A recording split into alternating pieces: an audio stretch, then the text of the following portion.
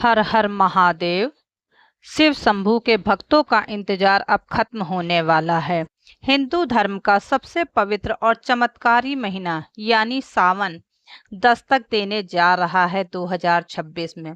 उत्तर भारत के पंचांग के अनुसार पवित्र सावन महीने की शुरुआत 30 जुलाई को हो रही है। डेट को लेकर कंफ्यूज मत होइएगा, कुछ लोग 29 तारीख कह रहे हैं, कुछ लोग 30 तारीख कह रहे हैं। अब इस बार सावन में पूरे 4 सोमवार का अद्भुत संयोग बन रहा है। अगर आप भी महादेव को प्रसन्न करना चाहते हैं तो डायरी निकालिए, तारीख नोट करिए और यह नहीं तो स्क्रीनशॉट ले लीजिए। पहला सावन सोमवार पड़ेगा 3 अगस्त को, दूसरा सोमवार होगा 10 अगस्त को, तीसरा सोमवार 17 अगस्त को। इस दिन नाग पंचमी भी रहेगी।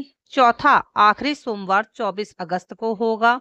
सोमवार व्रत की पूरी जानकारी, पूजा विधि, महा उपाय मंत्र और सबसे जरूरी कि व्रत में क्या खाएं, किन गलतियों से बचें, सब कुछ हम जानते हैं। चलिए सबसे पहले बात करते हैं कि सावन के सबसे महत्वपूर्ण नियम।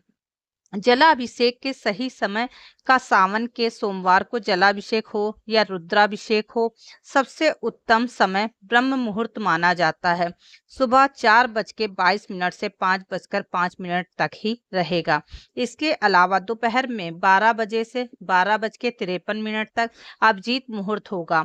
पूजा के लिए सबसे बेस्ट अब जानिए पूजा की सरल विधि, क्या जिसे आप घर पर या मंदिर में आसानी से कर सकते हैं। सुबह स्नान के बाद साफ कपड़े पहने, महादेव के सामने व्रत का संकल्प लें। इसके बाद शिवलिंग पर सबसे पहले शुद्ध जल, फिर गंगा जल, कच्चा दूध अर्पित करें। शिवलिंग पर चंदन का तिलक लगाएं। उनमें सबसे प्रिय 3 पत्तों वाले बिल्व पत्र, धतूरा, भांग और सफेद फूल चढ़ाइए। अंत में घी का दीपक जलाकर आरती करिए। प्रसाद बांटिए। देखिए कुछ लोग व्रत रखते हैं सावन सोमवार पर, तो क्या खाएं और क्या नहीं। अक्सर लोग व्रत रख लेते हैं लेकिन खान पान में गलतियां कर बैठते हैं। ध्यान से सुनिए कि सावन सोमवार व्रत में आपको क्या खाना चाहिए। आप दिन भर में केवल एक बार फलाहार भोजन कर सकते हैं। अपने डाइट में ताजा फल, दूध, दही, मखाना, मूंगफली, कुट्टू या सिंघाड़े का आटा शामिल कर सकते हैं। केवल सेंधा नमक खाना है। हाइड्रेटेड रहने के लिए खूब पानी पीजिए। नारियल पानी या जूस भी आप पी सकते हैं। आप जानिए व्रत में क्या भूल कर भी नहीं खाना है। व्रत के दौरान साधारण नमक अनाज जैसे गेहूं, चावल, दाल का सेवन बिल्कुल ना करें। सबसे जरूरी नियम, भले ही आप व्रत ना हो फिर भी सावन के पूरे महीने में प्याज, लहसुन व मंदिरा का सेवन तो बिल्कुल मत करिएगा। पूरी तरह से इससे दूरी बनाइएगा। इसके अलावा सेहत और शास्त्रों के अनुसार सावन में हरी पत्तेदार सब्जियां और बैगन खाने की भी मनाही होती है। तो क्या करें और क्या ना करें, इस सावन महीने में नियम जान लीजिए। महादेव जितने भोले ही हैं उतने ही जल्दी अप्रसन्न भी हो जाते हैं। इसलिए सावन में इन नियमों को गांठ बांध लीजिए कि गलती ना करें। पहले जानते हैं कि क्या करना चाहिए। सावन के महीने में ब्रह्मचर्य का पालन करिए। मन में किसी के प्रति बुरे विचार मत लाइए। सुबह की पूजा के साथ साथ शाम को सूर्यास्त के समय प्रदोष काल में शिव मंदिर जाकर एक दीपक जरूर जलाइए। घर में सकारात्मकता के लिए ईशान कोण यानी उत्तर पूर्व दिशा में गंगा जल रखिएगा। अब जानते हैं कि शिवलिंग पर क्या नहीं चढ़ाना चाहिए, क्योंकि यह बहुत बड़ी गलती मानी जाती है। शिवलिंग पर कभी भी तुलसी के पत्ते, हल्दी, कुमकुम और केतकी के फूल ना चढ़ाएं।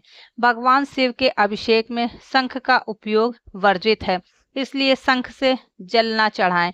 साथ ही पूजा के दौरान किसी पर क्रोध ना करें। अपने घर आए किसी भी गरीब याचक को खाली हाथ न लौटाएं। आप शिव जी को प्रसन्न करने के चमत्कारी उपाय और महामंत्र देख लीजिए, क्योंकि यही इस वीडियो का सबसे खास पल है। पहला उपाय देख लीजिए। दरअसल आपको बता दें, अगर जीवन में बहुत कष्ट है, सेहत ठीक नहीं रहती, सावन में रोज सुबह शिवलिंग पर कच्चे दूध में काले तिल मिलाकर अर्पित करिएगा। दूसरा उपाय, आर्थिक तंगी को दूर करने के लिए बेल पत्र पर चंदन से राम लिखिए, उसे शिवलिंग पर अर्पित कर दीजिए। और सबसे बड़ी शक्ति, शिव का मंत्र पूजा करते समय रुद्राक्ष की माला से ओम नमः शिवाय इस मंत्र का जाप 108 बार करना है। यदि किसी गंभीर संकट में है तो महामृत्युंजय मंत्र का जाप करिए। भक्तों, देवों के देव महादेव बहुत दयालु हैं, केवल सच्चे मन और अटूट श्रद्धा से प्रसन्न हो जाते हैं। पूरी निष्ठा के साथ इस बार सावन की पूजा करिए, झोली खुशियों से भर जाएगी। मतलब इस 31 दिन में, सावन महीने में बस एक लोटा जल सभी समस्याओं का हल होता है। कोई गलती नहीं करनी है, किसी से भेदभाव ना करें। भोलेनाथ का मंदिर दिख जाए तो बस नतमस्तक हो जाइए, एक लोटा जल चढ़ाकर भोलेनाथ को प्रसन्न करिए। हो सके तो बेलपत्र जरूर चढ़ाइएगा, कच्चा दूध अर्पित करिएगा और बम बम भोले कमेंट में लिखना ना भूलिएगा। हर हर महादेव।